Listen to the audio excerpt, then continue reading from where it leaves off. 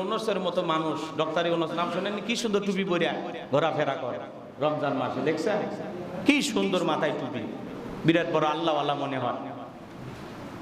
ইউনূসের মতো মানুষ, ডক্টর ইউনূস নাম শুনেন? কি সুন্দর টুপি পরিয়া ঘোরাফেরা করে রমজান মাসে, দেখছেন কি সুন্দর মাথায় টুপি, বিরাট বড় আল্লাহওয়ালা মনে হয়।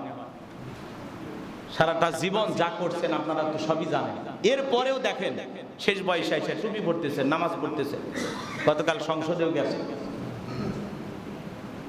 এই যে বাংলাদেশে আপনারা এগুলো দেখতেছেন, মানুষের যে পরিবর্তন, যেই মানুষটা এক সময় আপনারা রাষ্ট্রপতির কথা শুনছেন যে কার শাসনামলে ছিলেন, সেই মানুষটা এক সময় খালেদা জিয়ার বদনাম করছেন, তারেক রহমানের বদনাম করছেন, সেই মানুষটা গতকালকে বলতেছেন শেখ হাসিনা ফেসিস্ট। 5 আগস্টে একটা ফেসিবাদ সরকারের পতন হয়েছে, আওয়ামী লীগের আমল ছিল শ্রেষ্ঠ দুর্নীতির জামানা। যেই লোকটা প্রশংসা করত, আজকে সেই লোকটা তার সরকারের বদনাম করতেছে। শেখ হাসিনা ফেসিস্ট ছিল, ছাত্র আন্দোলনের মাধ্যমে একটা ফেসিবাদ স্বৈরাচার শাসকের পতন হয়েছে। এই কথাগুলো শুনে ফজলুল সাহেব হাসতেছেন আর তালি দিতেছেন, খুব আনন্দিত, খুব উৎসাহিত মনে তালি দিতেছেন। কারণ বুঝতে পারতেছেন যেই মানুষটার মুখ দিয়ে এক সময় কি বদনাম বেরিয়েছে বিএনপির বিরুদ্ধে, তারেক রহমানের বিরুদ্ধে, বেগম খালেদা জিয়ার বিরুদ্ধে, শহীদ প্রেসিডেন্ট জিয়াউর রহমানের বিরুদ্ধে, সেই মানুষ এখন তার প্রশংসা করতেছে যে স্বাধীনতার ঘোষক শহীদ প্রেসিডেন্ট জিয়াউর রহমান, বাংলাদেশের প্রথম নারী প্রধানমন্ত্রী বেগম খালেদা জিয়া। এই কথাগুলো তার মুখ থেকে বের হচ্ছে, প্রশংসা করতেছেন তারেক রহমান। তো কথায় আছে ঠেলার নাম বাবাজি। পরিবর্তন, মানুষ, আমরা হলাম মানুষ, সময়ের কারণে আমাদের মুখের কথা কি হয়, পরিবর্তন হয়ে যায়। যেই মুখে বদনাম সেই মুখে এখন সুনাম, পরিস্থিতি তাকে বাধ্য করছে। এই রাষ্ট্রপতির ভাষণের সময় বিরোধী দলের যারা ছিল তারা ওয়াকআউট করছে। এটা নিয়ে সারা দেশে সমালোচনা যে প্রথম দিবে মোল্লারা টুপিরা ওয়াকআউট করলো কেন। স্বরাষ্ট্রমন্ত্রী বলতেছেন এটা বিরোধী দলের কি আছে, এটা তাদের রাজনৈতিক চর্চা, এটা তারা করতে পারে, কোনো বিষয় একমত না হলে তারা ওয়াকআউট করতে পারে। এই জন্য ডক্টর আমিরে জামাত শফিকুর রহমান তারা ওয়াকআউট করেছেন, হাসনাত আব্দুল্লাহ সব বের হয়ে গেছে, যারা 11 দলের এমপি। তো এটা যে সারা দেশে যে রমজান মাসে হুজুররা কি করলো, তারা শপথ নিল, নানান আলোচনা সমালোচনা আছে। তবে আল্লাহর কাছে আমরা এতটুকু চাই যে আল্লাহ আমাদের দেশের যে শাসক যারা হয়েছে, যারা জনগণের ভোটে নির্বাচিত হয়েছে, এই মানুষগুলোকে আমাদের দেশের কল্যাণে আপনি কাজ করার তৌফিক দান করুন। সকলে বলুন আমিন।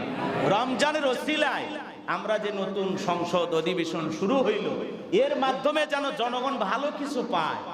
রমজান একটা পবিত্র মাস, কথা বলেন না কেন, কোরআন নাজিলের মাস, একটা ভালো মাসে সংসদ অধিবেশন শুরু হইল না, কথা বলেন না কেন। তা আমরা জাতি হিসাবে কি চাই, ভালো চাই।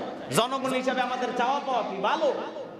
একটা রাজমিস্ত্রির ছেলে সততা, মেধা, যোগ্যতার কারণে হাসনাত আব্দুল্লাহ আজকে সংসদের এমপি হয়ে গেছে। এটা মানুষের ভালোবাসা, সততা, যোগ্যতা তাকে এই জায়গায় নিয়ে গেছে। উনি বলছেন আমার এলাকায় দেবীর দরে 39 কার্টুন আমি খেজুর পাইছি। এইভাবে খেজুরের কথা বলে সারা দেশ বলতেছে খেজুর খেজুর, খেজুর নিয়ে তুল কাটলাম। বগুড়া জেলাতেও আসছে 291 কার্টুন। এটা ডিসি অফিসের মাধ্যমে প্রশাসনের যারা দায়িত্ব থাকে তারা বিভিন্ন এতিমখানা মাদ্রাসায় এটা বন্টন করে থাকে। তবে অনেকেই এর আগে কোনোদিন শুনেইনি, নাকি অনেকেই শোনেন নাই, হাসনাত আব্দুলের মাধ্যমে শুনছে যে রাষ্ট্রীয়ভাবে সৌদি আরব থেকে প্রত্যেক বছর খেজুর আসে বাংলাদেশে রমজানের সময়। এই বছরে খেজুর আসছে 12,500 কার্টুন। কত? 12,500 কার্টুন খেজুর আসছে পুরো দেশে। এটা হলো একটা মানে সৌদি আরব সরকার থেকে আমাদের বাংলাদেশকে দিয়েছে, আলহামদুলিল্লাহ। এটা যেন বিভিন্ন মাদ্রাসায়, এতিমখানায় এটা বন্টন করা যায়, অথবা দুস্থ অভাবগ্রস্ত মানুষকে এমপি এদের মাধ্যমে দেওয়া যায়। তো হাসনাত আব্দুল এটা তুলে ধরে হিরো হয়ে গেছে, সারা দেশের মানুষ তার প্রশংসা করতেছে যে জীবনে প্রথম শুনলাম এই নাকি খেজুর আসে হাসনাত আব্দুল্লাহর মাধ্যমে। এরপরে উর্দুম্বার গোস্ত আসে, এটা আমরা অনেকেই জানি না। তো অনেক সময় এটা যারা দায়িত্বশীল থাকে তাদের দায়িত্বের অবহেলার কারণে সঠিকভাবে এই বিষয়গুলো প্রচার হয় না। যাদেরকে বন্টনের দায়িত্ব দেওয়া হয় অধিকাংশ সময় তারাই খেয়ে ফেলে দেয়, অথবা আশেপাশে স্বজন প্রীতি হয়, কাছের লোকদেরকে দিয়ে দেয়। কিন্তু এই হকগুলো কাদের? রাষ্ট্রের দায়িত্ব সঠিক ব্যক্তিদের কাছে এই হকগুলো পৌঁছে দেওয়া। এই খেজুর কারা পাবে, কারা খাবে, তাদেরকে পৌঁছে দেওয়া লাগে। এই উট দুম্বার গোস্ত কারা পাবে, তাদের কাছে পৌঁছে দেওয়া লাগে। রাষ্ট্রের এইটা দায়িত্ব। আগামীতে আপনারা শুনেছেন অনেকে বলতেছেন যে অন্য সরকার 1.5 বছর ছিল, এই খেজুর খালো কি? আগে হাসিনা খাইছে, এটা ভিন্ন কথা। তাই ইউনূস সরকারের সময় খেজুর আসছে, এগুলো গেল তো? তো এগুলো আলোচনা সমালোচনা হচ্ছে। তবে আমরা আল্লাহর কাছে দোয়া করি, আল্লাহ এই জনগণের যেটা বরাদ্দ সেটা যেন জনগণ পায়, এরকম শাসক আমাদের ভাগ্যে জোটায়া দেন। প্রত্যেকটা শাসক যেন সৎ, যোগ্য, মেধাবী, আল্লাহওয়ালা হয়।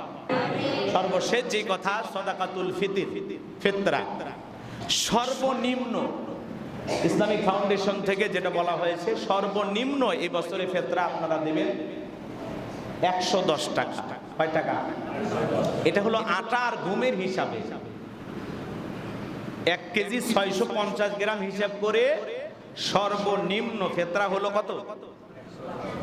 110 টাকা। এটা হলো সর্বনিম্ন। একেবারে গরিব যে মানুষটা দিন আনে দিন খায়, জীবন যাওয়া কঠিন, চলা কঠিন, এই ধরনের মানুষদের জন্য এটা সর্বনিম্ন। ওই যে আমি উদাহরণ দিয়ে বলি যে একটা বিল্ডিং এর সিকিউরিটি গার্ড যে থাকে, দারোয়ান যে থাকে, তার ফিতরা আর ওই বিল্ডিং এর মালিকের ফিতরা তো এক হবে না। হবে কি? সাদাকাতুল ফিতর একই হবে? এটাই দারোয়ানের ক্ষেত্রে 110 টাকা। কথা বোঝেন নাই? ওই গরিব মানুষের ক্ষেত্রে 110 টাকা। কিন্তু আপনি মধ্যবিত্ত, সচল, টাকা পয়সা আছে, কিন্তু আপনি এই জায়গায় এসে নেন, আপনি মাঝামাঝি যেটা সেটা নেন। আর সর্বোচ্চ ফিতরা হলো 2805 টাকা। কত টাকা? সর্বোচ্চ ফিতরা হলো 2805 টাকা। এটা হলো খেজুর, পনির, জব, কিশমিশ, এইটার হিসাবে। কথা কি বুঝতে পারছেন? তো এগুলোর হিসাবে সর্বোচ্চ ফিতরা হলো 2805 টাকা। আর সর্বনিম্ন কত? 110 টাকা। আমরা যে ক্যাটাগরিতে পড়ি সেই অনুযায়ী আমরা ফিতরা দেব ইনশাআল্লাহ। এই সাদাকাতুল ফিতর আদায় করব ঈদগাহে যাওয়ার আগে। কথা বলেন না কেন?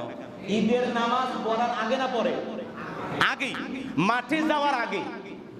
এই জন্য এই ফিতরার টাকাটা হিসাব করে আপনি আপনার স্ত্রীর হাতে দিয়ে দেবেন, অথবা এখনই আপনার আশেপাশে যাদেরকে দেওয়ার মতো তাদেরকে দিয়ে দেবেন। এটা আপনারা ওইভাবে ঝোলায় রাখবেন।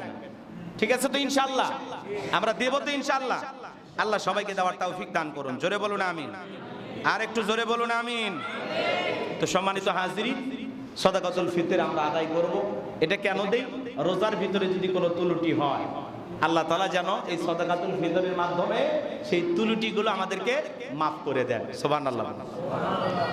এই জন্য আমরা এটা দিচ্ছি। আল্লাহ আমাদের দেওয়ার তৌফিক দান করুন। সকলে বলুন আমিন।